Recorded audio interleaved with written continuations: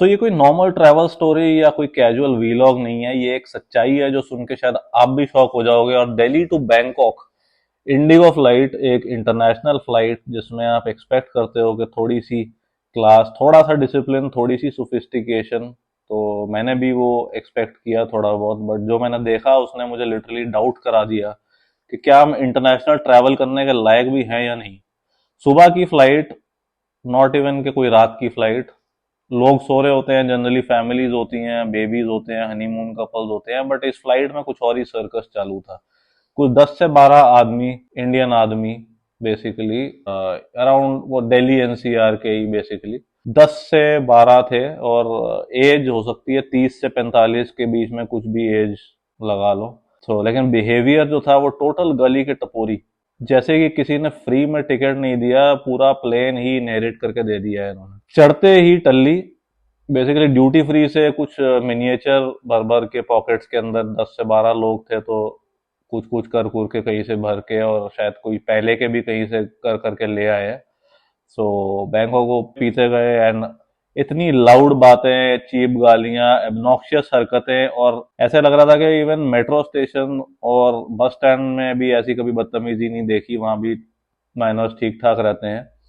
But एक international flight में ऐसा हो रहा है, और आइल्स में खड़े हैं, आइल्स ब्लॉक करके खड़े हैं, जैसे कि कोई शादी की बारात में वहां पे खड़े होते हैं। एंड बैठ नहीं रहे सीट पे, एयर होस्टेस बोल बोल के थक गई। एंड एक दूसरे को धक्का मार रहे हैं, कभी लाउड स्पीकर निकाल रहे हैं, कभी निकाला उन्होंने बैग से लाउड स्पीकर, वो तो हमने ऑलरेडी एयर होस्टेस को कंप्लेंट कर दी। इनफैक्ट एयर होस्टेसेस भी इट सीम्ड के ये बैंकॉक फ्लाइट या मतलब कुछ फ्लाइट्स ऐसी, मतलब इनमें शायद यूज टू हैं या क्या है, मतलब उनको कोई फर्क नहीं पड़ रहा था। अपनी टिपिकल इंडियन एयर होस्टेस ही थी, और इनको कोई फर्क नहीं पड़ रहा। बस 2-3 बार कंप्लेंट करी तो थोड़ा सा जाके बोल दिया कि थोड़ा सा देख लो कंप्लेंट आ रही है टाइप। बट उसमें भी वो टिपिकल दिल्ली एनसीआर एटीट्यूड, वो पूछ रहे हैं उल्टा के कंप्लेंट कर कौन रहा है हमें, आप बताओ आइल क्या है, ये क्या है, और वो बता भी रही है। And she is also telling, ये नहीं कि बोल दे कि भाई काफियों की कंप्लेंट आ रही है या आई कांट डिस्क्लोज एनीथिंग, तो वो बता भी रही है कि ये वाला सीट नंबर है, यहाँ से कंप्लेंट आ रही है। तो वो आपस में बात भी कर रहे हैं कि इनको ज्यादा वो हो रहा है, ये हो रहा है, वो हो रहा है। इनफैक्ट फिर एक दो और ने भी कंप्लेंट करी, एंड देयर वर फॉरेनर्स भी थे उसमें, प्लेन के अंदर, जो देख रहे थे ये सब। सो पूरा कैबिन एक होस्टेज सिचुएशन जैसा लगने लगा था। एक अंकल थोड़ा अक्लमंद निकला जो बीच में आके बोला रहने दो वरना जंग स्टार्ट हो जाती है, 15 मिनट के लिए ठीक।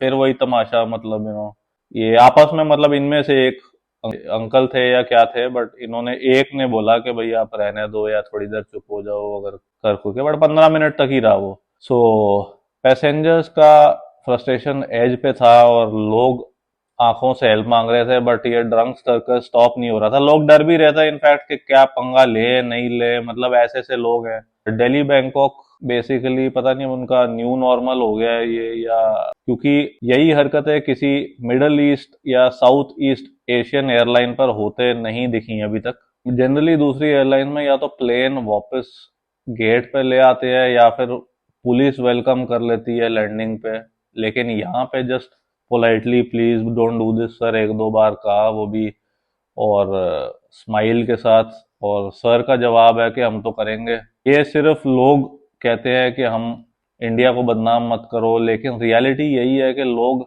सबसे बड़ा नुकसान कर रहे हैं इंडिया का, रेपुटेशन का, पासपोर्ट की रेपुटेशन का, और इंटरनेशनल हमारी जो स्टैंडिंग है उसका काफी नुकसान हो रहा है। एंड ये स्टीरियोटाइप्स ऐसे ही नहीं बनते।